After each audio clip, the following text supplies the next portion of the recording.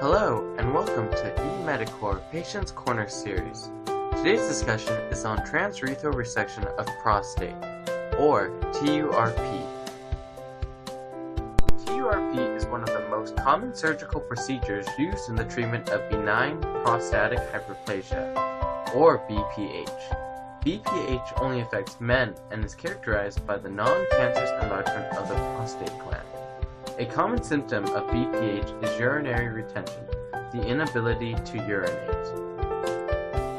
The physician may recommend a TURP if the patient's BPH symptoms have not improved after treatment with medications, or if the patient has acute urinary retention, recurrent infection, bladder stones, recurrent bleeding from the prostate, or kidney failure caused by BPH. TURP procedure is done under general or spinal anesthesia, where the patient is numb from the waist down. The doctor will insert a small instrument called a resectoscope through the urethra and into the bladder. The resectoscope has an electric wire loop that cuts the prostate and seals the bleeding blood vessels. The risks of a TURP include but are not limited to retrograde ejaculation, when semen does not come out of the urethra during ejaculation. Instead, the semen goes into the bladder and is voided out during urination. This risk, though very common, does not affect erectile function. Urinary incontinence is the loss of the ability to control urination. This risk is rare, occurring in about 1% of cases. Erectile dysfunction, or ED, is rare and may not, in all cases, be attributable to the surgery. Men who have had a TURP appear to have no greater risk of erectile dysfunction than men who did not have a TURP. Bleeding. There is bleeding during and after a TURP. However, the risk of severe bleeding that requires a blood transfusion is rare and usually happens when the prostate is very large. TURP syndrome, or TUR syndrome, occurs rarely. This occurs when too much fluid that is normally used to wash the prostate during TURP gets absorbed into the body. This syndrome usually lasts temporarily and can be treated with medication that removes excess water from the body. This syndrome does not happen when saline is used with a bipolar resectoscope. The risks of TURP also include scarring of the urethra, or urethral stricture, or the bladder neck contracture. This risk is rare. If this occurs, however, further treatment or surgery may be required to fix it. You may also need a repeated TURP. About 8 out of 100 men need to have another TURP after 5 years. Infection may also occur. However, this is a rare occurrence. TURP is effective in improving the voiding symptoms caused by an enlarged prostate, approximately 88% overall improvement. It is also considered the gold standard for the surgical management of BPH. Tissues from TURP can also be used to identify and examine cancers.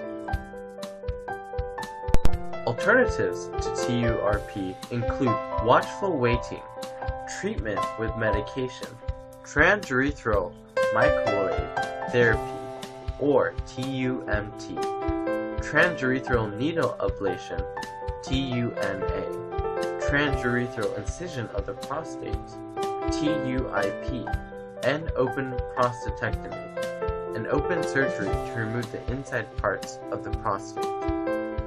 Please see the other articles and videos on eMediCore for more information regarding these alternatives. Let your physician know of any allergies you may have and of all the medications you are currently taking, including over-the-counter medications. If you are taking blood-thinning medications such as aspirin, Motrin, ibuprofen, naproxen, Plavix, or warfarin, ask your physician when you should stop taking these medications. Do not eat or drink anything after midnight, or at least 8 hours prior to the surgery. Usually, it is okay to take your regular medication with a few small sips of water. During a TURP, an anesthesiologist will administer general anesthesia or spinal anesthesia to keep you from experiencing discomfort during the procedure. Your doctor will then insert a resectoscope through your urethra and towards the bladder. A wire loop is then used to scrape off the obstructing prostate tissue. The pieces of the prostate will then be washed out with irrigation fluid and tested for the presence of cancer. After a TURP in the hospital, your doctor will insert a flexible tube called a Foley catheter into your bladder and put you on continuous bladder irrigation to watch the color of your urine and to prevent any blood from clotting. Intermittently, you may feel the urge to urinate. If the urge to urinate is strong or you have pain, you should call the nurse to check your catheter and give you medication. Your doctor will usually remove the Foley catheter after 1 to 2 days in the hospital. You will be able to urinate with a strong stream. For the rare instance in which you cannot urinate, a thinner Foley catheter will be inserted to drain the urine from your bladder. In that case, you can go home with the catheter and a small urine bag hidden underneath your pants and have it removed in your doctor's office. For the first few weeks after your TURP, you may expect to have the following symptoms, which will gradually get better with time.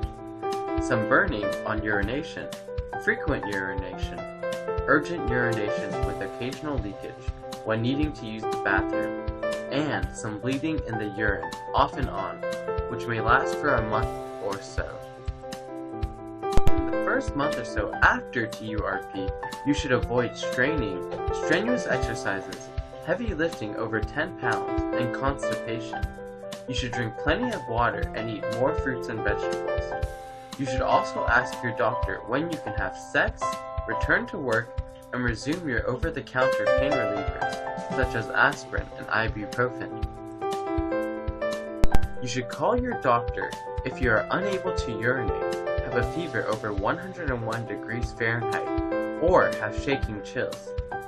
You should also call your doctor if you have persistent pain or heavy bleeding. eMediCore, core medical education. For everyone. From everywhere. Forever free.